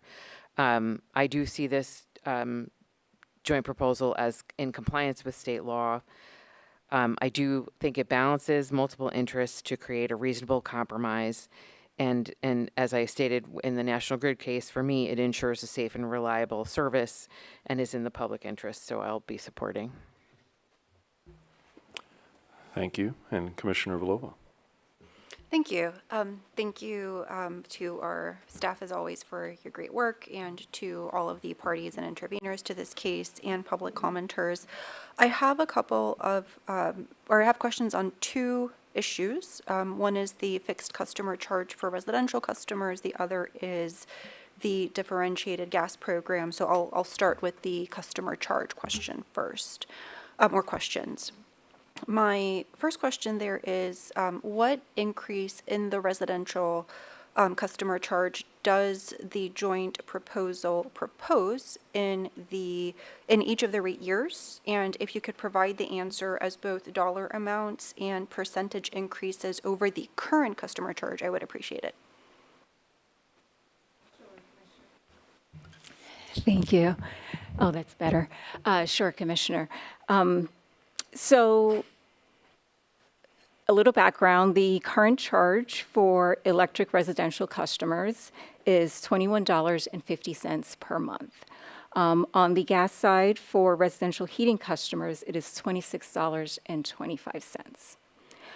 For rate year one, the JP proposes for, and I'll just go through the electric side first, if that's okay. For rate year one, the JP proposes that the customer charge for electric residential customers increase by $1 to $22.50. That equates to a 4.65% increase. For rate year two, the joint proposal proposes that the customer charge is increased to $24, which is an increase of $2.50. That equates to a percentage increase of 11.63%. For rate year three, the joint proposal proposes that the customer charge increases by $4.50.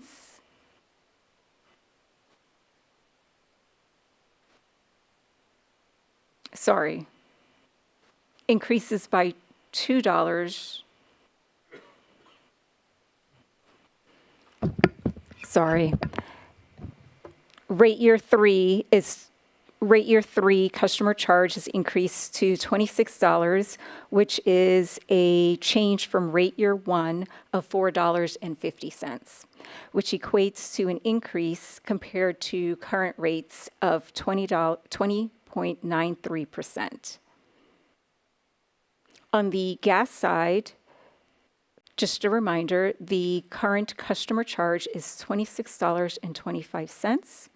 Rate year one, the joint proposal proposes that the customer charge is increased by $1 to $27.25, which is a 3.81% increase.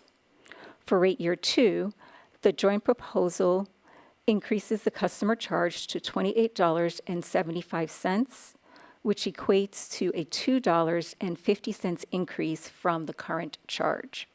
That equates to a 9.52% increase. For rate year three, the customer charge is increased to $30.75. That is an increase of $4.50 from the current charge, and equates to a 17.14% increase. Thank you so much, and I appreciate your concise summary of those numbers. Does the joint proposal commit the company to make any filings in its next rate case related to its cost of service methodology or its embedded cost of service study? It does. And overall, the goal is to really allow for us to reassess if there's any changes that is needed to the service classes that are in the company's current tariff or any changes in rates. So the draft order discusses on page 34 to 35 that the joint proposal requires the company to include in its next rate filing additional detailed narrative, information, and analysis related to its eco studies. And that really stems from some of the parties expressing a desire to kind of better understand what is involved in the eco studies. This information includes an analysis of the rate structures resulting from parsing electric, especially this one service class 13, into standard and high load factor groupings. And that's because there is some variety between the customers that fall within that customer class. To inform its analysis, the company will convene a collaborative process with interested stakeholders prior to the end of rate year 1, which is the end of next year, June 30th. And the company will file a report before the end of rate year 2, so that would be June of 2027, that summarizes the potential solutions analyzed by the collaborative, as well as the positions of the participating stakeholders. The joint proposal also requires the company to provide the parties in its next rate case.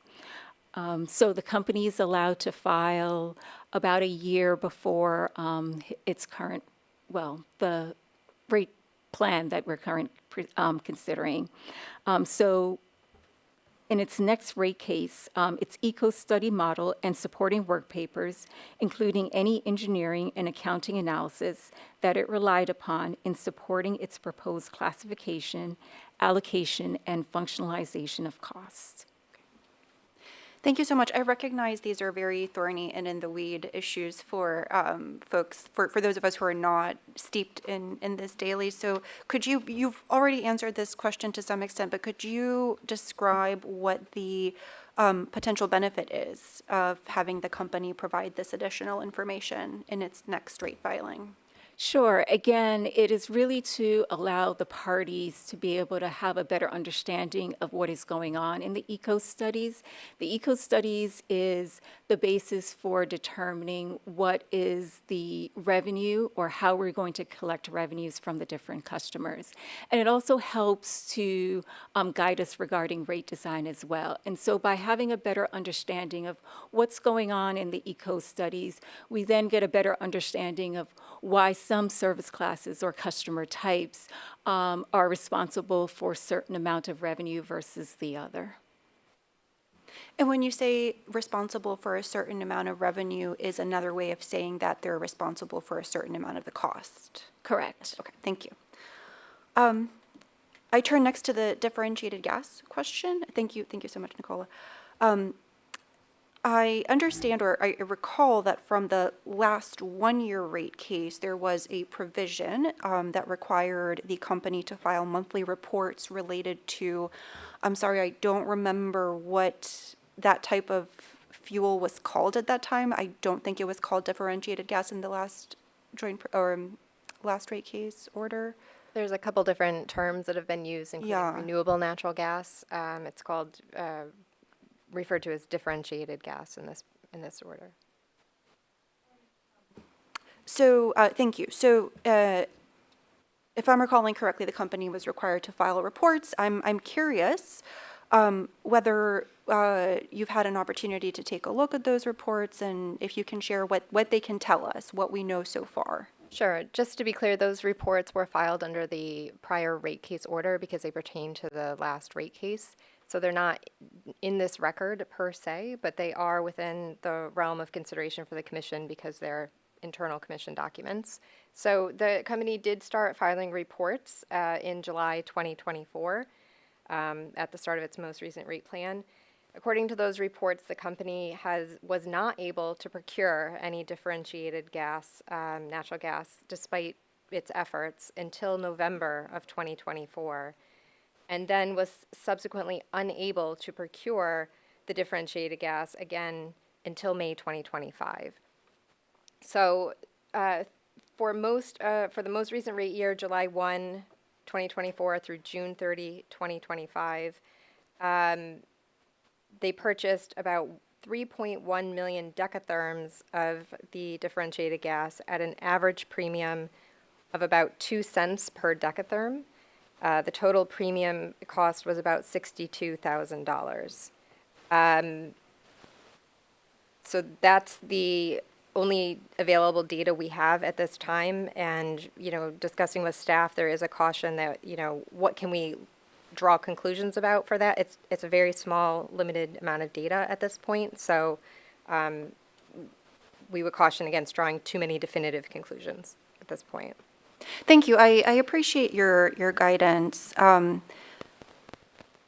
Since we don't have a whole lot of information yet, how do you think the reports that are required in the current joint proposal could help us make policy decisions on, I'll call it renewable natural gas for general policy purposes outside of this case, in maybe the long-term gas planning proceeding or whatever the appropriate venue will be for that discussion? Sure. In discussing with staff, the data provided to date will help staff to better understand the impacts of the differentiated gas from both an emissions and an economic standpoint.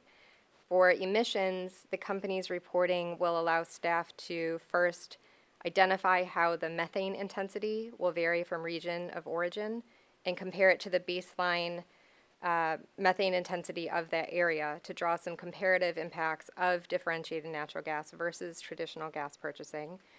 Secondly, it will allow staff to examine if there's any relationship between the methane intensity and the premium cost, and if the lower methane intensities, purported lower emissions, influence the cost of that gas. And thirdly, it will allow staff to determine how the methane intensity varies over time if the gas is procured from the same producer. From an economic standpoint, the company's reports will allow staff to track how the premium of the differentiated natural gas will fluctuate with larger market trends and understand if the premiums move together or on an order of multiplicity based on natural gas pricing. It will also help staff understand what times of year may be harder for the utilities to successfully solicit differentiated gas from producers. And lastly, it will help staff measure the average ratio of gas solicited versus the gas purchased to understand purchasing and supply constraints. Thank you. So it could provide quite a bit of information that we don't currently have. Yes. Eric, I don't know if you have anything you want to add to that. Okay. Thank you. And please remind me, Judge Bergen, the total dollar amount difference from Sure, the premium? Yeah. It was about $62,000. Oh, sorry. What is the total amount they're allowed to spend compared to In the last rate plan? in the current joint proposal? $200,000. $200,000. So Okay, they thank you. underspent. I believe that was also the same dollar figure in the last rate plan, so they've underspent on this program. Thank you. Okay, thank you. Thank you, Judge Bergen. Thank you, Nicola. I have some concerns about the percentage increase in the residential customer fixed charge, but am very pleased by the requirements for what the company will file as part of its next rate plan to help stakeholders and staff in the commission better understand whether any improvements to the embedded cost of service study or cost of service methodology is needed. And I understand that this is the product of a settlement, and as I said, as part of my remarks in the last case, a compromise is by necessity. It maybe has some things that are really positive, other things that we may have individual concerns about. On renewable natural gas, or differentiated gas as we're calling it in this case, I continue to have some concerns about the inclusion of RNG procurement and revenue requirements absent having some overall commission policy, but I do feel a lot better now that we're getting some initial results, and with the additional emission reporting requirements in this case. So I appreciate those reporting requirements. My last question is a process question. It is, if a commissioner were to find that one particular element of a joint proposal is maybe not in the public interest, and would like to make a revision to that provision in the joint proposal, and staff were to say, okay, we'll make that revision, send it back to the other parties, what happens to the joint proposal? So it's also part of the process, but also in the settlement guidelines, as well as included in every joint proposal, that any material alteration to the terms negotiated by the parties, there would be essentially a right of refusal, that the company could say, we no longer accept this agreement, and we'd be left with what the filed rate case was, and would have to have further process. Yeah, and I think it goes back to what Commissioner Majori was saying earlier. I really appreciated the way that you phrased it, Commissioner Majori, that a no vote would put ratepayers in a worse position than a yes vote, and I think that's one of the reasons for the legal requirements we have for how we review joint proposals. So with all of that said, there are some things that I have concerns about. This is the product of a compromise, as always, but I think as a whole, it is in the, or I can't say that it is not in the public interest, and I do think that supporting the joint proposal is a better outcome than not supporting it. So I will be voting yes. Thank you. We'll now conduct a call for a vote. My vote is in favor of the recommendations contained in the draft order as we've just discussed. Commissioner Alisi, how do you vote? I vote yes. Thank you. Commissioner Valesky? Yes. Thank you. Commissioner Majori? Yes. Thank you. Commissioner Bright? Yes. Thank you. Commissioner Sheehan? Yes. Thank you. And Commissioner Vlova? Yes. Thank you. The item is approved and the recommendations are adopted. Thank you, everyone. We'll now move to the consent agenda. Do any commissioners wish to comment on or recuse from voting on any items on today's consent agenda? I'll begin with Commissioner Alisi. I'll be voting yes on all items. Thank you. Commissioner Valesky? No comments or recusals. Thank you. Commissioner Majori? No comments, no recusals. Thank you. Commissioner Bright? Also, no comments or recusals. Thank you. Thank you. Commissioner Sheehan? I will be recusing from item 371. The EV managed charging item? Correct. Thank you. And Commissioner Vlova? No comments or recusals. Thank you. We will now conduct a call for the vote. My vote is in favor of the recommendations on the consent agenda. Commissioner Alisi, how do you vote? Yes on all items. Thank you. Commissioner Valesky? Yes on all items. Thank you. Commissioner Majori? Yes on all items. Thank you. Commissioner Bright? Yes on all items. Thank you. Commissioner Sheehan? Yes on all items, with the exception of item 371, from which I'm recused. Thank you. And Commissioner Vlova? Yes on all items. Thank you.